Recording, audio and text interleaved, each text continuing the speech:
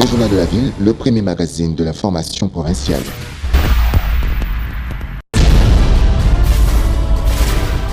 Tout de suite, le journal.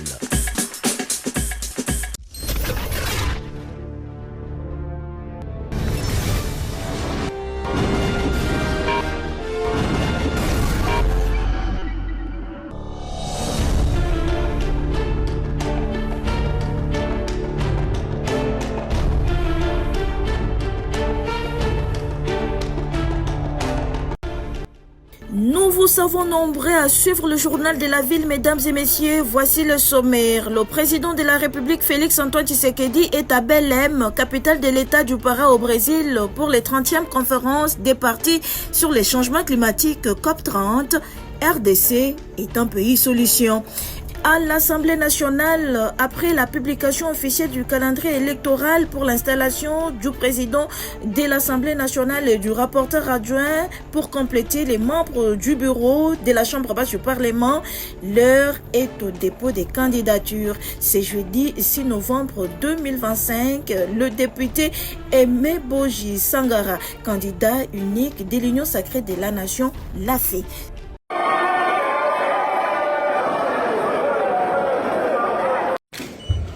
Qui a été lancé, faisant état de la décision du président Haï de l'Assemblée nationale, du dépôt de l'installation du nouveau président de l'Assemblée nationale, le rapporteur adjoint de l'Assemblée nationale.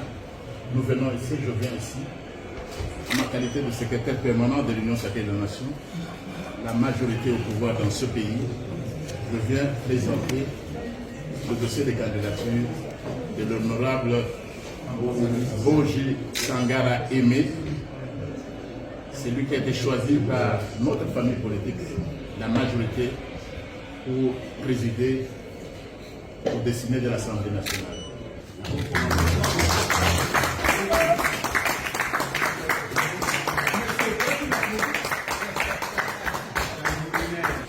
Le bureau de l'Assemblée nationale, ici représenté par son rapporteur et questeur, est très heureux de vous recevoir.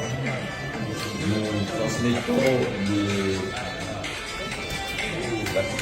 la candidature que vous venez simplement présenter. Vous l'avez déjà investi au bureau de réception et des traitements de candidature présenté par le secrétariat qui va l'enregistrer et vous donner l'acte d'accusé de réception de cette présentation.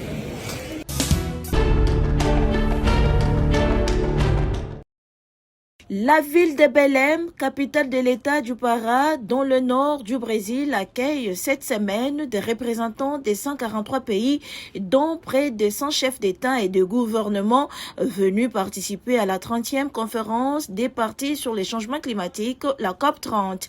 Il est connu de tous qu'aucune réflexion mondiale sur les climats ne peut se faire sans la participation de la République démocratique du Congo, pays qui détient une bonne partie de la solution du réchauffement climatique, avec sa biodiversité aux côtés du Brésil et de l'Indonésie. C'est dans ces cadres que le président de la République, Félix-Antoine Tshisekedi, est arrivé la nuit de ce mercredi à Belém, au cœur de la forêt de l'Amazonie. Ici au Brésil, le chef de l'État congolais devrait s'adresser au monde entier sur la vision de la RDC, pays solution, au cours du sommet des chefs d'État qui s'ouvre ce jeudi 6 novembre 2025.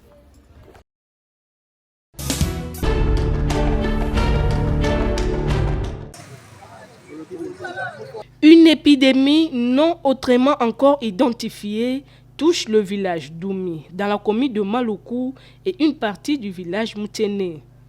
Cette maladie se manifeste par plusieurs symptômes: douleurs abdominales, gonflement de ventre, diarrhée et autres. À en croire la population de ces villages, déjà plusieurs villageois, surtout les enfants, ont succombé à cette maladie malgré plusieurs tentatives de traitement appliquées sans succès. Awa toza na baka oyo ya epidemie ezolekela biso mona moto akoya na douleur ya libumu na mwa gonflement na kati ya libumu, omona mpe esali arrêt de matière, donc azosumba te ka moko ya liboso ayaki tosali lettre transfert akende kota échographie ntango ake na Kinshasa ake akota échographie te aye kozonga bakobeka bazokende na mboka bakende kosala na mboka bazwi ye ntango bamemi ye na mboka après un jour après toyoki ke akufi. Deuxième cas toye koyamba ye awa na badouleur wana akei azongi na ndako ase prépare kobima bimi na Kinshasa toyoki kaka sango mpe ke akufi na Kinshasa.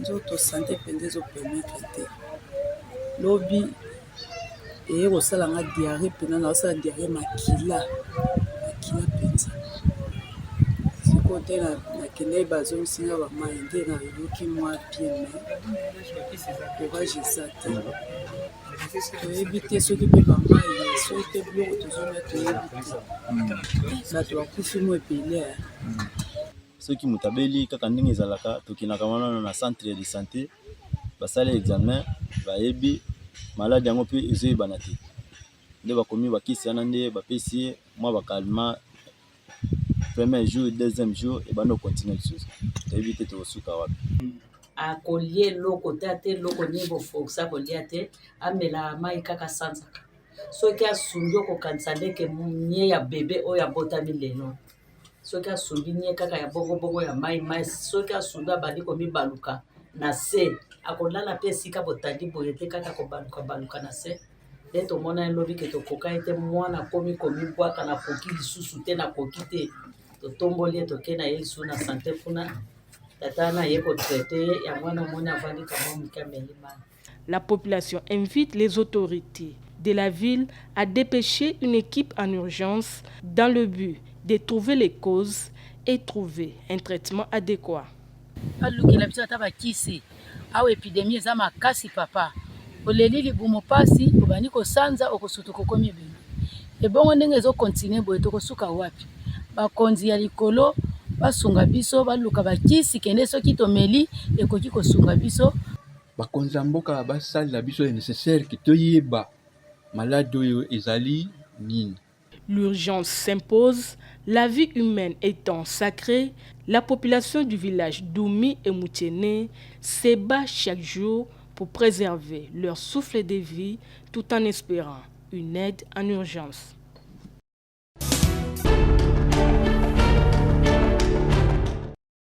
Le vice-premier ministre, ministre de l'Intérieur, Sécurité, Décentralisation et Affaires coutumières, Jacquemain Chabani, a réuni ce mercredi 5 novembre 2025 à Kinshasa les membres de bureau des assemblées provinciales ainsi que les gouverneurs et vice-gouverneurs de province autour de la question de la stabilité des institutions provinciales. Une rencontre qui s'inscrit dans le cadre des instructions du président de la République visant à renforcer la cohésion durable entre les exécutifs et les assemblées provinciales, condition essentielle à la gouvernance et au développement local. Dans son allocution, le vice-premier ministre a interpellé les autorités provinciales sur les tensions, motions et pétitions répétées qui paralysent l'action publique. Il a à cette occasion communiqué la volonté et la détermination du chef de l'État en faveur de la stabilité des institutions provinciales, particulièrement en cette période de guerre, d'agression imposée à la République démocratique du Congo par le Rwanda et ses supplétifs du M23FC. Dans l'ultime objectif de garantir la cohésion nationale et le développement intégral. C'est pourquoi j'en appelle encore une fois au sens de responsabilité des uns et des autres afin que tous s'engagent sur la voie de la cohésion nationale et de la stabilité des institutions provinciales. Les gouverneurs de province doivent s'engager dans une gestion orthodoxe et transparente des ressources et assurer une concertation permanente avec les bureaux des assemblées provinciales sur les grandes questions d'intérêt majeur. Les programmes, projets, accords à financer tant par le gouvernement central que par la province ou que par les partenaires techniques et financiers. Les honorables membres des bureaux doivent conduire les assemblées respectives à adopter une résolution suspendant les pétitions et les motions pendant cette période de guerre. Cela étant, je voudrais Mesdames et messieurs, vous assurez que le gouvernement de la République ne saurait dorénavant laisser les provinces sombrer dans un cycle d'ingouvernabilité sans fin.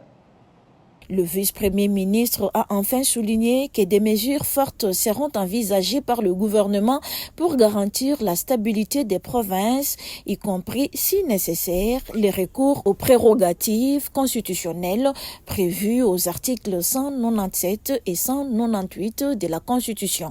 Toutes les mesures fortes seront envisagées pour garantir la stabilité des provinces, y compris le recours aux prérogatives extrêmes prévues par la Constitution de la République démocratique du Congo dans ses articles 197, alinéas 7 et 8 et 198, alinéa 10.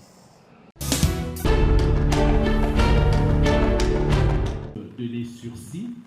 L'Institut de recherche économique et sociale IRES, en sigle, aura enfin son propre bâtiment après plus de 20 ans d'existence.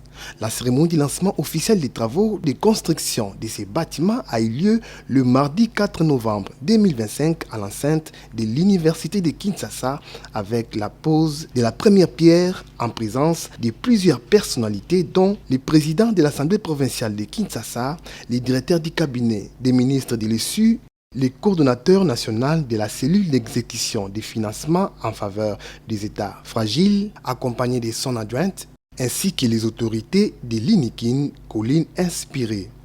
Ce beau bâtiment qui va contenir des niveaux plus rez-de-chaussée est financé par le gouvernement congolais au travers de la CFF sur ressources de la Banque africaine de développement. Prenant la parole en cours de cette cérémonie, le coordonnateur national de la CFF, Alain Lungungu, insiste que ce lancement des travaux concrétise une ambition majeure, celle d'un enseignement supérieur et d'une recherche scientifique résolument modernisée.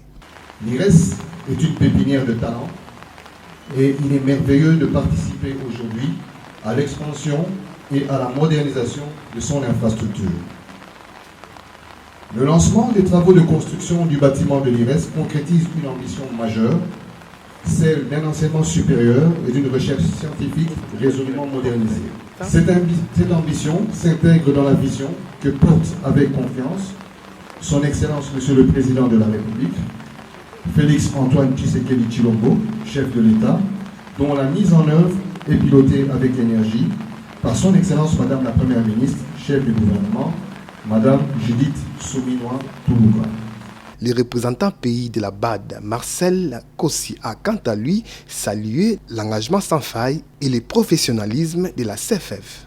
La construction du bâtiment de l'IRES s'inscrit pleinement dans cette priorité stratégique et nous sommes convaincus que la réussite des réformes économiques repose sur des analyses rigoureuses fondées sur des données fiables et des capacités nationales solides. Ce centre d'excellence deviendra, nous l'espérons, le pôle d'expertise nationale capable de produire des indicateurs, des études d'impact et analyses sectorielles nécessaires à la prise de décisions éclairées.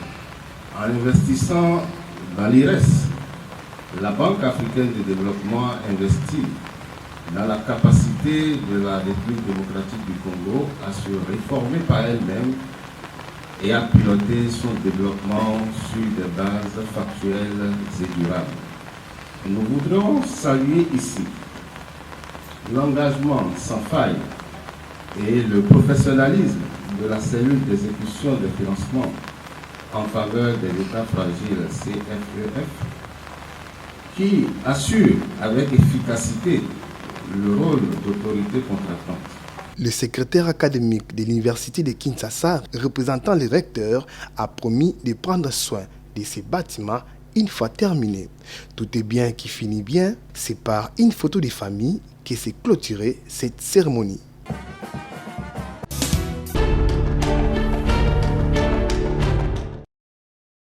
Quelques heures après la forte pluie qui s'est abattue ce mardi 4 novembre 2025 dans la ville-province de Kinshasa, provoquant des inondations, le premier citoyen de la ville, Daniel Bumba, s'est rendu vite sur terrain pour se rendre compte de la situation et inspecter l'évolution des travaux du pont Kabu situé à l'intersection de l'avenue Kassavobo, boulevard Triomphal et Sendoué.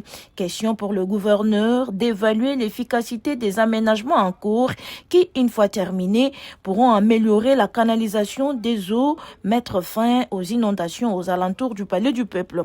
Profitant de l'occasion, le gouverneur de la ville a appelé à la vigilance citoyenne sur le comportement des éboueurs qui déchargent leurs déchets dans les rues et caniveaux. On va profiter particulièrement pour Narosenga, en tout cas vigilance citoyenne. Dans le vidéo de Tambola, le comportement, il y a des boueurs, la population qui est sur le bois, la salité pendant la pluie, et qu'on a tracé, on a terrassé, on a bon, rivière, comportement faut bannir en haut. La place au perdre temps pour filmer moutado sur le comportement, on a kangaï dans zoto, mais maï dans la police. Donc comme il a posé ça, tout ça la vision citoyenne pour la Kinshasa Bonga. Là c'est Bonga, ils allaient nous salaire à gouverneur, tout le gouvernement naïf. Ils allaient nous konzambo kate. Et là, après ministre, et là, il faut s'impliquer.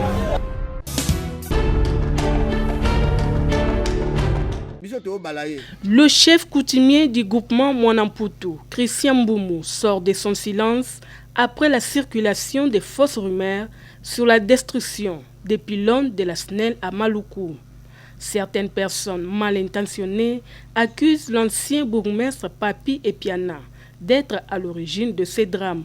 Une rumeur démentie par le patron de Mwanamputu, le chef coutumier, Christian Mboumou. Bapilone wana esalami n'époque ya Mobutu. Même attendez bazolo ba ndeko Papi Mpiana. Azaka bourgmestre, aza honorable honoraire, abotama kina noté tang basala bapilone wana. Abotama kina noté. Mais bapilone wana ewumeli et puis tangu yango basali ya botama kina noté. Mais ye aye kokoma pe bourgmestre akuti bapilone wana déjà ezali. Et les mêmes une époque où azalaki bourgmestre Papi Mpiana tangu azalaki bourgmestre bapilone wana pe koyaka. Est-ce que ye mutakwisa kango pe kaka? Et loko Mobutu atika na époque wana ba Belge basalaka. Siko yaza bourgmestre na époque na andimia kwa isana parce que comme Maluku ezala molili. Et lelo yo yaza kunate bapilone koyi bolo bakiza Papi Mpiana. Mais c'est loko maboko isali. Basala kanango entretien. Batu bakoyeba sora makambo eza SNEL. Bo ba landela kasoki ba landela ku bien te. Parce que Papi Mpiana est ingénieur te. Aza électricien te.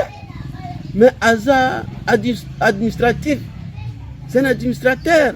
Mutu asali na commune comme bourgmestre.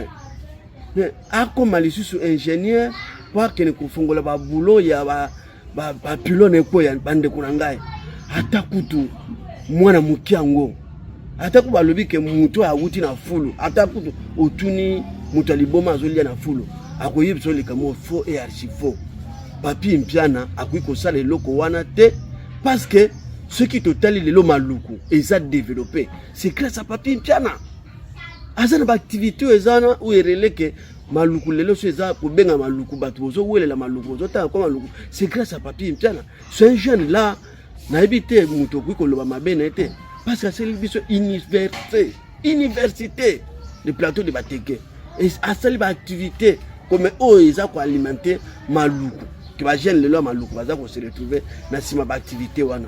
Mais les mêmes mutuwana yondi motu osalindako après ozu moto tumbi ponda kwa nezika pete kozala ya nani bande konanga to ki komi sosola te totika eloko wana.